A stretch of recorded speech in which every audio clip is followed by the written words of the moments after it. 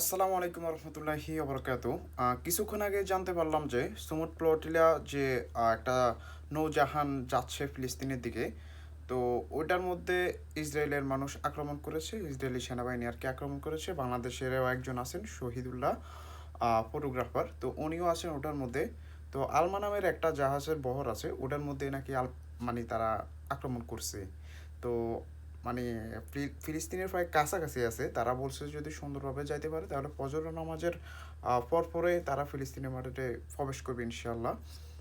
তো এটা শুনে খারাপ লাগলো যে তারা সেখানে আক্রমণ করেছে। সবাই বেশি বেশি দোয়া করুন।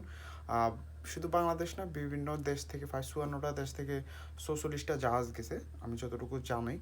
তো সবার জন্য দোয়া করেন যাতে আল্লাহ তাআলা তাদেরকে হেফাজত করেন আর সুস্থভাবে সুন্দরভাবে তারা ফিলিস্তিনি মাটিতে প্রবেশ করতে পারে। বিশেষ করে অন্তত সবাই দরকার প্রয়োজনে ফজর নামাজ পড়ে বেশি বেশি দোয়া করুন আর নফল নামাজ পড়ুন, অন্তত তাদের জন্য দোয়া করুন। ধন্যবাদ।